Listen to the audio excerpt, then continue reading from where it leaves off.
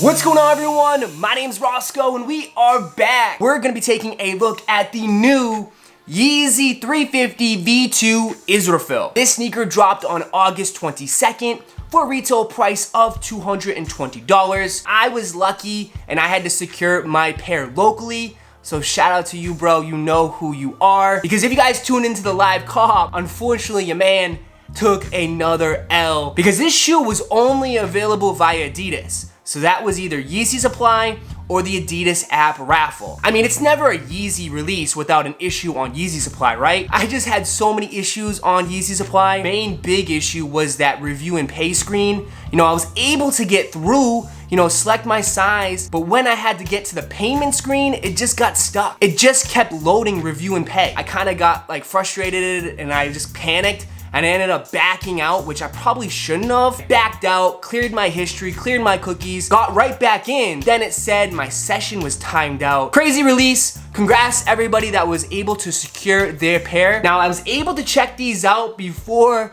I made this video, and I will say the pictures online do not do this shoe justice at all. I think this sneaker looks way better in hand. And I'm actually really excited to have this pair. Let's take a look at them. This shoe just comes in a regular Yeezy box, so no chain there. And then the sizing tag for this sneaker just says Yeezy Boost 350 V2 Israfil. Now sizing for 350 V2, I recommend going a half size up.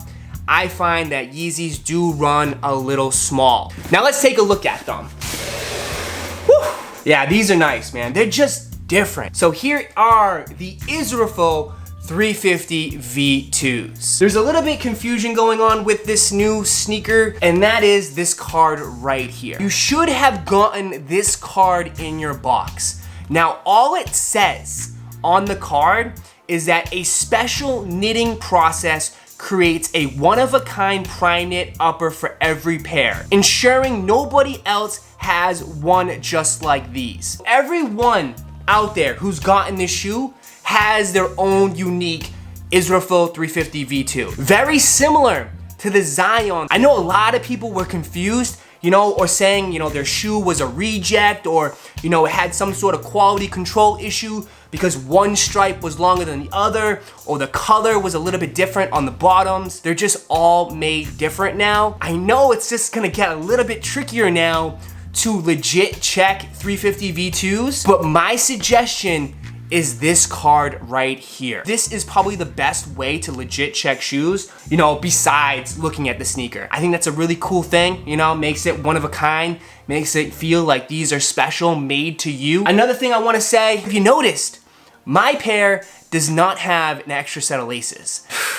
It was supposed to come with an extra set of laces, like you're supposed to get like a little brown bag, because these come with infinity lacing system. Unfortunately, my pair does not have the little brown bag with the extra set of laces. Y'all pairs out there should. It happens, I'm not really upset. Other than that, you know what, I don't care. I'm kind of glad that it happened to me because I'm actually gonna wear my pair. These I'm really excited to have. I think the color is just unique and different. Now the color tone for this shoe is a really like dried out earth tone blue. To me, it kind of has like a denim blue look to it. You see that color on the translucent sole, and you see it on the prime knit here, and then the under color of the prime knit is a nice like sand tan color, which I think works really well. And then you have that pop of yellow on the translucent stripe. Images online made that yellow stripe just a little bit brighter, but to me, it still looks good. I think it's a nice little added touch. I think the colors work well with each other. The thing note is that the top quadrant here above the stripe is different. So if you look at the top quadrant, it's more of a baby blue. So there's a light blue hue in there on the top. You also have that blue hue down the middle on that super heavy stitching.